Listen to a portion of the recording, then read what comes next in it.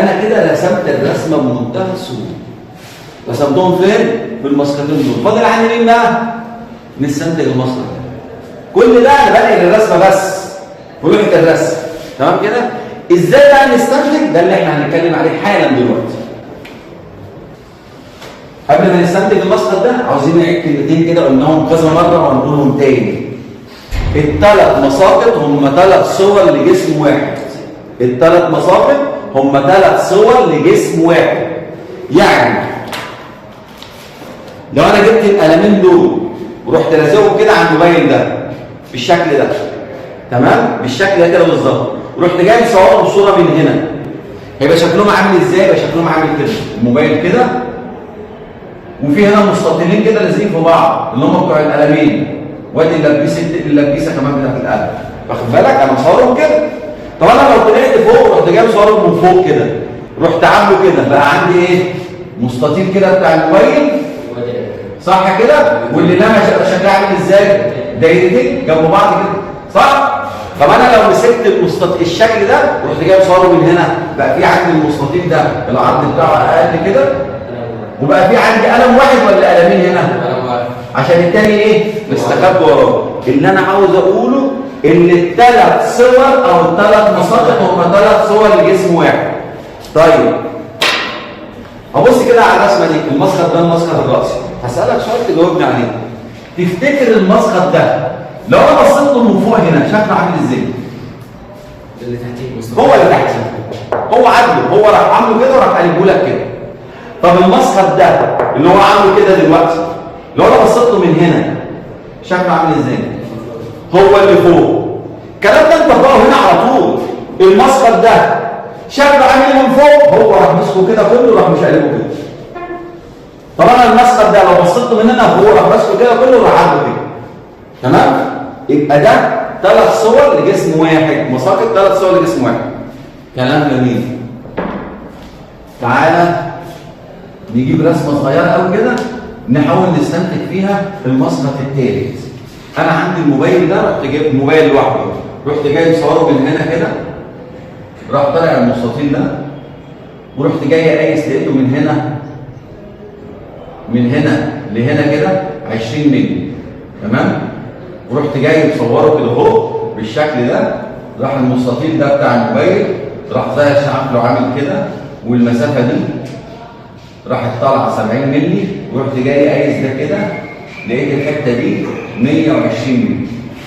تمام؟ دول مسقطين موجودين اهم للموبايل. لو زودنا حاجه هنزود الكاميرا، مثلا في كاميرا في الحته دي اللي هي هنا دي. ليه موجوده عندي؟ تمام؟ هم كاميرتين جنب بعض، يبقى واحده بس اللي قدامي. اهو بص. اما اعملها كده هي واحده بس. تمام؟ حد يقدر يستنتج لي المسقط الجانبي هيبقى شكله عامل ازاي من المسقطين دول بس؟ واحده. هو البعد ده كام الاول؟ كام؟ 120. خلاص احنا فهمنا ان ده هو ده 120 خلاص من غير ما اكتبها كمان. تمام؟ هو البعد ده قد ده؟ لا.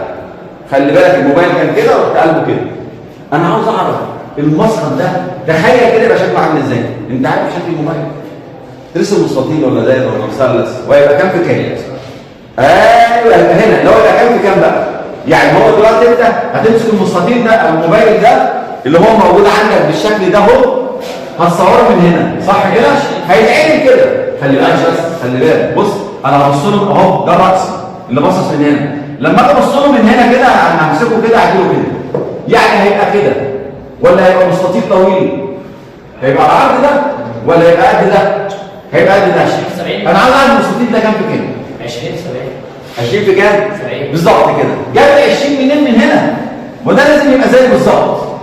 يعني لازم ده يبقى قده بالظبط، ما ينفعش غير كده. هو اصلا محطوط هنا عشان يبين لي البعد ده، وال70 دي جت من هنا. واخد بالك؟ يبقى انا عرفت ان ده 20 70، انا استنتجته صح. لو انا زودت عليه حته ورحت جاي قايل لك ايه؟ المستطيل ده او الموبايل ده لزقت عليه قلم. القلم ده شكله عامل ازاي؟ جاي في النص بالظبط. القلم ده في نص الكلام، في نص الايه؟ الرسمه بالظبط.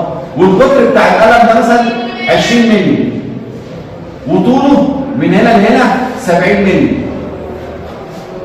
وبقى هنا بقى دايره، تفتكر هنا يبقى شكله عامل ازاي؟ تخيل بقى القلم اللي انا حطيته فوق ده يبقى شكله عامل ازاي في المسقط الجنبي؟ ما تسرحش مني، ما تسرحش مني. سرحت الولد سرح. انا كنت بعمل الموبايل اهو صح؟ رحت لازق عليه قلم، صورته كده تلاقي القلم اهو، صورته كده تلاقي القلم اهو. تفتكر بقى لو عملته كده يبقى القلم شكله عامل ازاي؟ دايره ولا مستطيل الاول؟ اهو لا مستطيل صح؟ هيجي كده بس، هيجي فين في النص؟ ابعاده دي هتختلف؟ القلم مش هتختلف، نفس البعد ده هيجي هنا. انا بحاول اخليك تتخيل، انا بعلمك التخيل، بعلمك تقدر تستنتج الابعاد عشان لما نيجي نتكلم على دي تبقى فاهم. طيب تعال نشوف بقى الرسمه بتاعتنا زي ما هي دي. نمسح بقى كده شويه. زي ما اتفقنا المسقط الجنب ده لازم يبقى ماشي مع ده، لازم يبقى ماشي مع المسقط اللي هنا ده.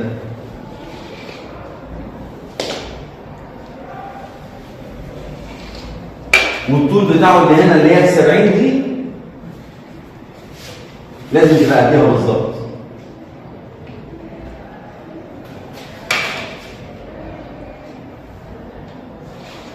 هنا برسم لك المستطيل الفاضي اللي انت هترسم فيه او هتستنتج فيه المسقط الايه؟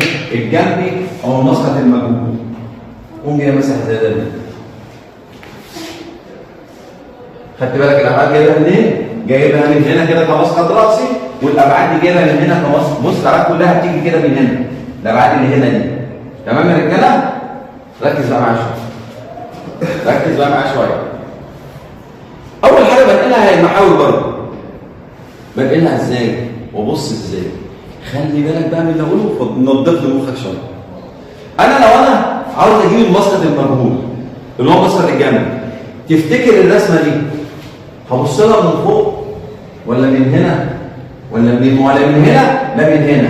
عشان تبص على المسقط ده هتبص له من فوق ولا من هنا؟ من فوق. طب لو انا بصيت من فوق هشوف ايه؟ طب ما انا شايفه يبقى مش هبص من فوق صح؟ انا عاوز ابص اشوف ده اللي هو مسقط الجنبي، مش الجسم قدامك اهو، فين الجنب؟ ابص له منين؟ من هنا. انا بقى هرسم هنا بالظبط كده في الحته دي عين. بص اهو رمش اهو ورمش اهو، وادي النني اهو. تمام؟ النني بتاع العين، انت العين دي بتبص كده تمام؟ والرمش ده باعتبره بيحدد لك المسافات اللي تقدر تقراها بس. يعني بص السهم اللي انا عامله ده، اي سهم شبه ده العين دي تقراه، لكن لو السهم عامل كده العين ما تشوفوش. يعني الرمش ده بيحدد الابعاد دي كلها، الابعاد دي كلها هي اللي بتتنقل كده. يعني انا لو جيت قلت لك المسافه من هنا لهنا كده زي ما مكتوبه تحت 60 صح؟ العين دي تشوف المسافه اللي فوق؟ ما تشوفش، تشوف الابعاد اللي هنا بس. طب انا لو رسمت عين هنا تاني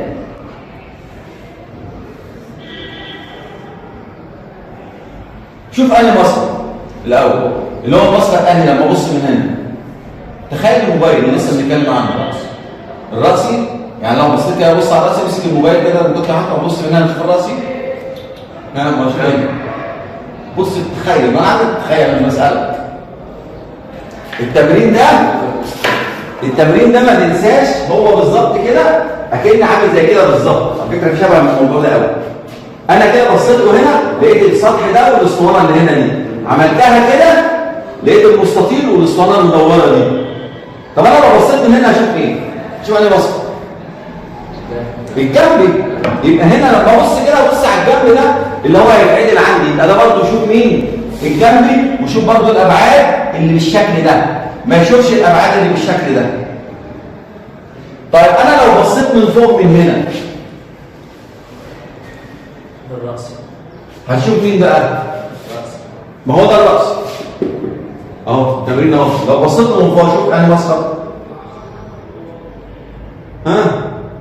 المسقط هو مرسوم اهو قاعده ومستطيل. لو بصيت من فوق اشوف مين؟ هشوف الافقي، ما انا عدلته كده.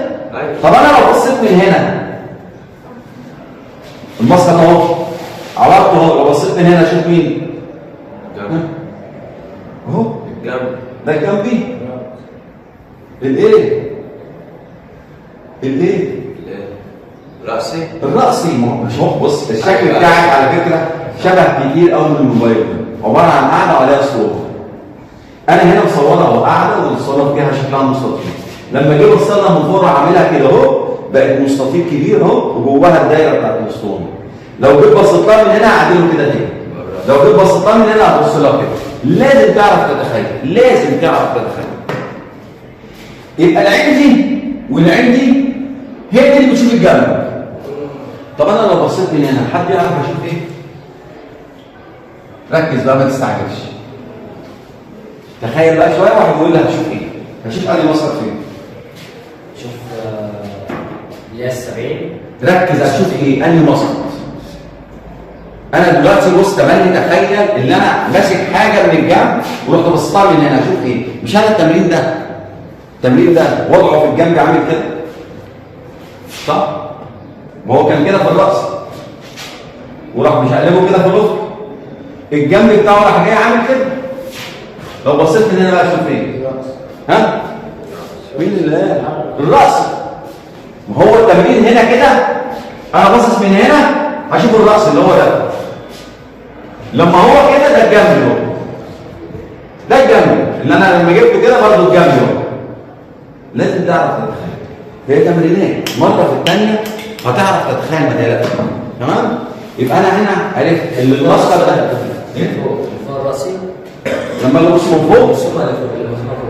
ده مسقط راسي، ده مسقط افقي، ده مسقط جنبي.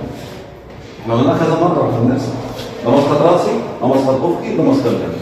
الاثنين اللي فوق بعض تملي بده اساسي راسي، اساسي افقي. لو الثلاثه موجودين يبقى معروف ان الناحيه ديت اللي جنب الراس هو الجنب. يعني ايه لو الثلاثه موجودين؟ ما ممكن يجيب لك راسي وجنبي بس ويقول لك استنتج الافقي. مش هتعرف مين الراس والافقي الا من المطلوب. عشان ممكن ساعات بيطلب جنب يمين او جنب شمال. بس خلينا واحده واحده، خلينا في الجنب اليمين الطويل. يبقى العين دي والعين دي هي ديت اللي بتحدد اشوف ابعاد المسقط الجنبي. تمام؟ تمام. خلي بالك عشان ما تنقلش بعد غلط، افتكر العين والرمش ده بينقل الابعاد دي، يعني ما ينفعش انقل ابعاد بالشكل ده، يعني البعد دوت العين دي ما تشوفوش. طب مين يشوف البعد ده؟ انهي عين؟ اللي باصه منين؟ من فوق. واخد بالك؟ لازم تبقى واخد بالك انهي بعد اللي انا هعمله عشان ما نقلش اي كلام. طيب تعالى ناخدها بالتدريج بقى. انت العين دي اول ما هتبص كده اول حاجه هتقابلها مين؟ مش السطح ده؟ صح؟ اول حاجه هتقابلها السطح ده ظاهر قصاد عينك ولا في حاجه مدارياه؟ ظاهر. يبقى هنقله خط. خلي بالك انا هنقله ازاي؟ هاخد من اول هنا والنقطه دي والنقطه دي، هو ده الطول بتاعه، واخد النقطه دي كده واقوم مالك كده خط خفيف جدا كده، والناحيه الثانيه خط خفيف جدا كده. الطول ده انا جبته منين؟ من هنا. صح؟ انا عاوز اجيب العرض بتاعه. انا جبت خلاص الحته دي، طب عرضها كده كام؟ هي الحته دي او السطح ده فين تحت؟ مش هو الخط ده؟ صح؟ العين هنا بقى شايفاه كام من هنا لهنا كام؟ من اول هنا لغايه هنا كام؟ 70 اهو مكتوبه 70. رحت واخد ال 70 ورحت طالع بيها كده، راحت جايه ماشيه مع ده وراحت جايه ماشيه مع ده. رحت جاي ماسح الزيادات دي. يبقى الحته المستطيل اللي انا رسمته ده دلوقتي جبت من الابعاد، جبت الطول من المسقط ده اللي عندي قالت لي عليه، والبعد ده انا جايبه البعد ده. السطح اللي بعديه على طول هحتاج العصب. العصب ده اخر حاجه تستنتجه اكنه طول. اخر حاجه تستنتج العصب، سيبك منه خالص، خليه في الاخر لما خالص. طب السطح ده خلاص، السطح اللي بعده مين ده؟ هي ايه دي؟ اسطوانه. حد فاكر لما خدنا قبل كده ازاي تجيب الثلاث مساقط والثلاث اسطوانات؟ افكركم بيه. الاسطوانه ديت يعني اي حاجه شبه القلم. ماشي؟ اي حاجه شبه القلم. لو القلم ده انا حطيته بالشكل ده ورحت جاي مصوره كده هيطلع عندي مستطيل، صح؟ صح؟ طب انا لو بصيت له من فوق عملته كده يطلع عندي ايه؟ دايره، صح؟ وهو واقف كده جيت بصيت له من الجنب يطلع عندي هنا ايه؟ مستطيل. المستطيل اللي هنا ده ابعاده مختلف عن ده ولا هو؟ طيب انا لو مسكت القلم ده حطيته بالشكل ده الاول، رحت مصوره كده بقى طالع عندي هنا مستطيل زي ما هو كده. بصيت له من فوق يطلع عندي ايه؟ ها؟ لا ركز معايا شويه. القلم محطوط كده، صورته من هنا طلع مستطيل. طب لو صورته من فوق يطلع نفس المستطيل. طب لو صورته من المسقط الجنبي اللي هنا يطلع ايه؟ دايره. طب انا لو مسكت المستطيل القلم بتاعي رحت جايب صوره من هنا كده في المسقط ده يطلع هنا ايه؟ طب لو صورته من فوق يطلع هنا ايه؟ مستطيل، صح؟ طب لو صورته من الجنب هنا يطلع هنا ايه؟ مستطيل. انت ملاحظ الاسطوانه تمام اللي تظهر مستطيلين شبه بعض ودايره؟ واخد بالك؟ يعني اي شكل اسطوانه سواء كان اسطوانه مصمطه او فراغ اسطواني يظهر عندي مستطيلين زي بعض بالظبط ودايره. الحته اللي الزرقاء دي عباره عن ايه؟ عباره عن اسطوانه ظهر هنا ايه؟ دايره. وظهر هنا ايه؟ مستطيل. تفتكر ظهر هنا ايه؟ مستطيل برضه. وما ننساش زي ما قلنا احنا اول حاجه ننقلها المحاور. هي في محور من هنا بيتنقل هنا.